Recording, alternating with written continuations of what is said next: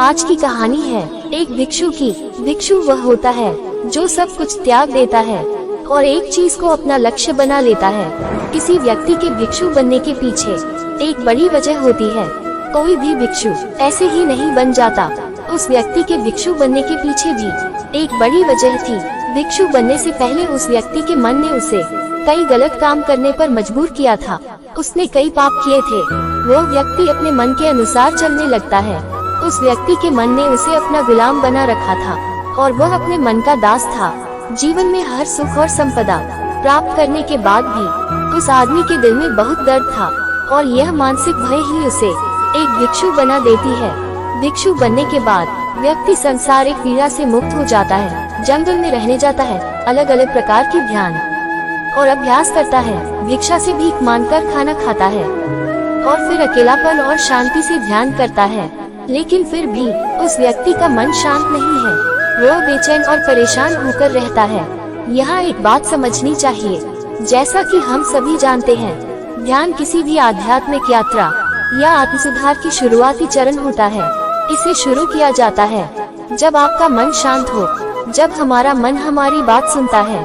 लेकिन उस भिक्षु का मन न तो शांत है और न ही उसकी बात सुन रहा है।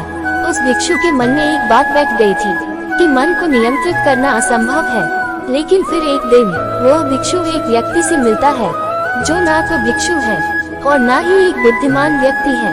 वो एक साधारण सा चरवाहा था जो भेड़ बकरियों को चराता था। उसका नाम गोपाल था, जो जंगल में भेड़ बकरियों को चराने में लगा था। गोपाल उससे पूछता है, क्या मैं आपकी मदद कर सकता हूँ? आप बहुत चिंतित दिख रहे हैं। पिछले कई दिनों से देख रहा हूँ कि आप बहुत बेचैन हैं।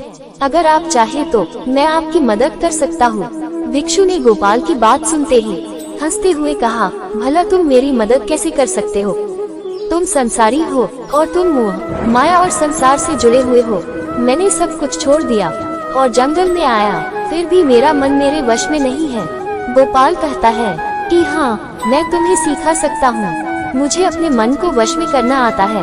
वह चरवाहा कहता है, मन को वश में करने के लिए सभी वस्तुओं का त्याग करने की आवश्यकता नहीं है, न ही जंगल में आकर रहने की जरूरत है। मन को वश में करने के लिए बस एक चीज को छोड़ना सबसे जरूरी है।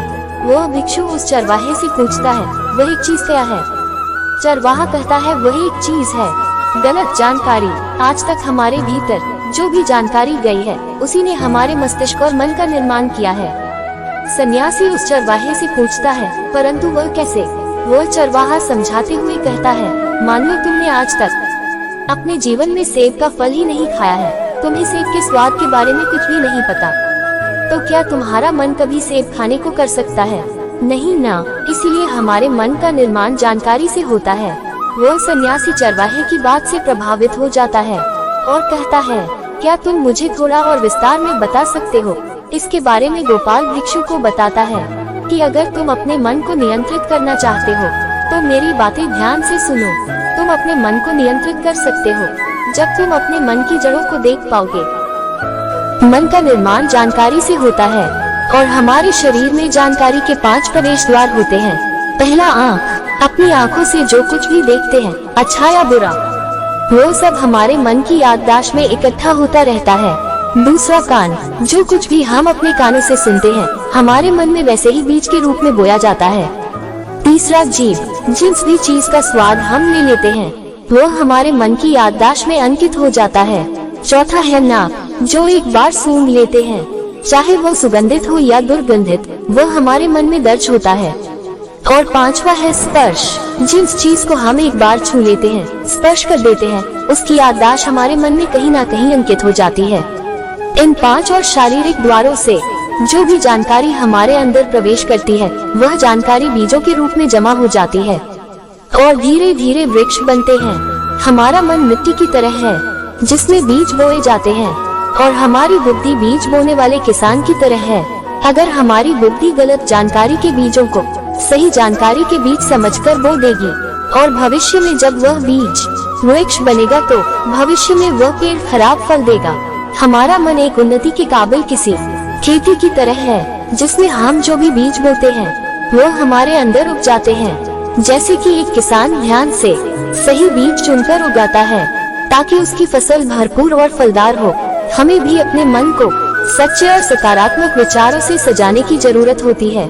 जैसे कि एक माली अपने उद्यान की देखभाल करता है, हमें भी अपने मन की देखभाल करनी चाहिए। सच्चे विचारों, अनुभवों और जानकारियों से इसे पोषित रखें। इस तरीके से हम अपने अंदर एक समृद्ध भावनाओं, समझदारी और विकास के वृक्षों को खूबसूरती से फूलने देते हैं। तुम्हारा मन तुम्हारे बस में इसीलिए नहीं है क्योंकि तुमने पहले से ही अपने मन में बहुत सारे गलत बीज बो रखी है और अब वो बीज बड़े वृक्ष बन चुके हैं। वो सन्यासी उस चरवाहे से पूछता है, अब मैं क्या करूं? क्योंकि अब तक मैंने बहुत सारे गलत बीज बो डाले हैं और मैं उन्हें उखाड़ नहीं सकता। गोपाल भिक्षु से कहता है, तुम अब तक अज्ञानता और अनजाने में गलत बीज बो रहे थे, लेकिन अब से सच्चे मन से सही बीज बोना शुरू करो। अगर अंदर हजारों गलत बीज है तो क्या हुआ, अब तैयार हो जाओ लाखों सही बीज उगाने के लिए। तुम्हें बस ध्यान देना होगा, ये देखना कि इन 5 द्वारों के माध्यम से तुम्हारे अंदर कौन सी जानकारी जा रही है और जो जानकारी आ रही है वो सही है या नहीं। भिक्षु पूछता है, ये कब तक करना होगा?